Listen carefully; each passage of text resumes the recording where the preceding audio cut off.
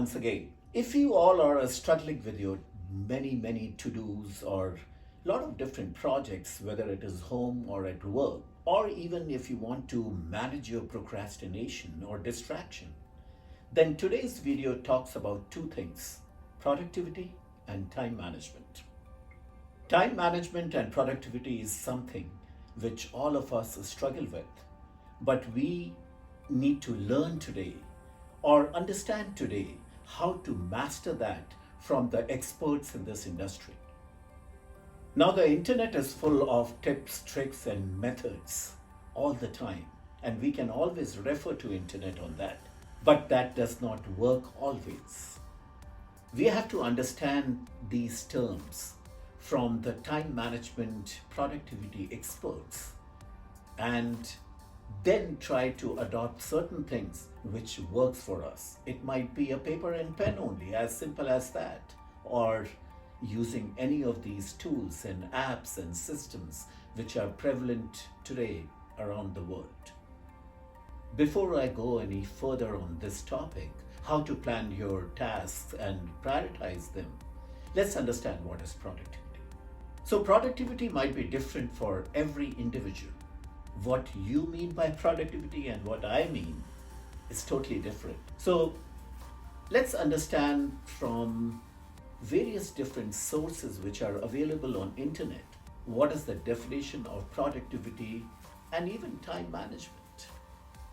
As per the business dictionary, productivity is a measure of the efficiency of a person, machine, factory, system in converting inputs into useful outputs.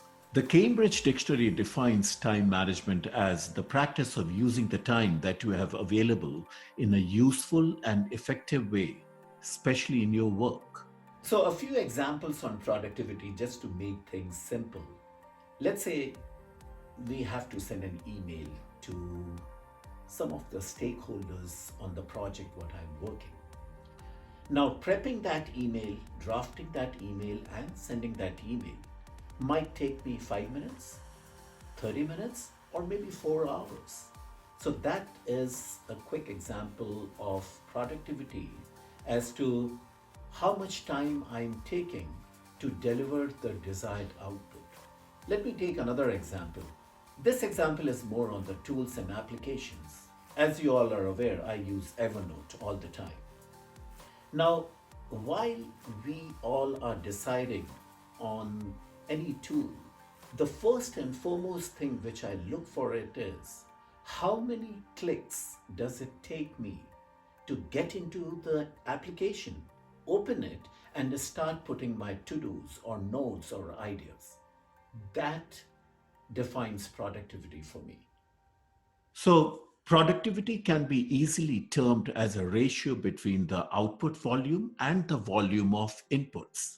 Achieving the desired results to a maximum with minimum viable inputs by a person, system, or an organization is key over here. As you probably know, we are living in an age of unprecedented speed and volume of information. This has led many of us to feel like we are dealing with an information overload. But according to David Allen, creator of GTD, called as Getting Things Done method, when we get stuck, it's not due to an issue of information overload, but a decision-making overload. Check out my earlier video on GTD methodology. I am going to put a card over here. So here are a few methods which are great tools and adopted by great personalities like Elon Musk, Bill Gates, Mark Cuban, and many more.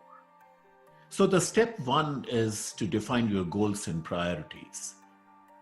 If you are not clear about your goals, values, and priorities, it's really hard to make a plan and hard to make a good decision on the fly.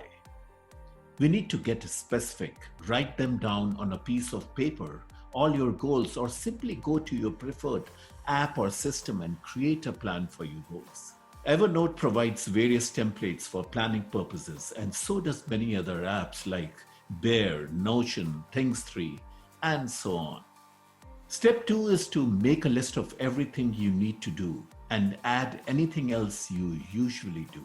While this may sound burdensome, it's important that it appears because it does four things for you.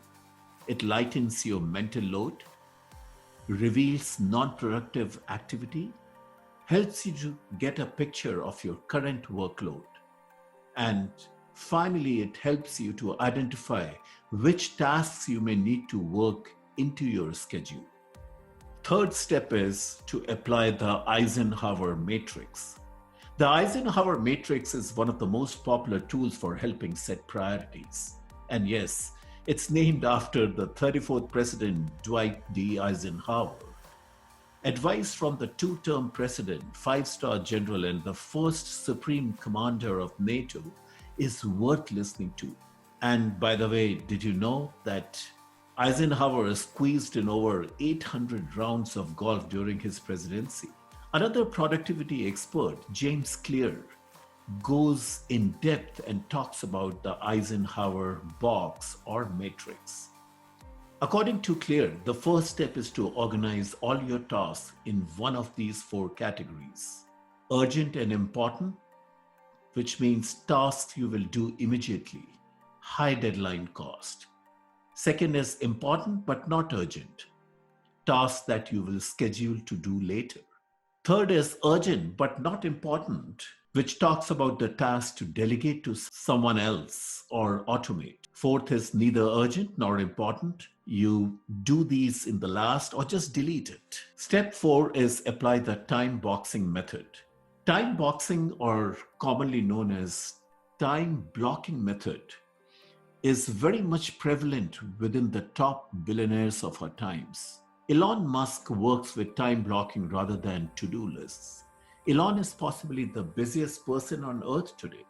Founder of Tesla and companies like SpaceX, usually he spends up to 100 hours a week on both the companies. So what is time boxing? Time boxing is the practice of setting a fixed amount of time for each task and integrating the resulting time blocks into your schedule. Best examples here is Elon Musk. Musk is also a family man who spends up to 4 days each week with his 5 children. He also manages to find time for regular exercise 2 times a week, as well as on his personal hobbies. There are 3 steps or 3 stages of time boxing. First is divide a piece of ruled paper into 2 columns. On the left column, allocate every 2 lines to each hour or 5-minute block of the day, whichever you prefer. Step 2 is to estimate the amount of time each task is going to take to complete. Then write these tasks on the left column with their respective time blocks. And step 3 is to add buffer times or extra room around each time block to allow for adjustments or unexpected activities. Ideally, to achieve effective time blocking or time boxing, as they say, you should spend up to 10 minutes the previous evening completing your time blocks for the next day. There are many ways to plan and organize your work. You can do time boxing using fancy calendars and personal organizers. You can use apps and tools, for instance, Evernote and Todoist and Things3 and Nozbe. Or you can use simple stuff like post-it notes and notepads also. Step 5 and the final step in this entire process is to stick to your plan. This is really easy, but difficult to achieve.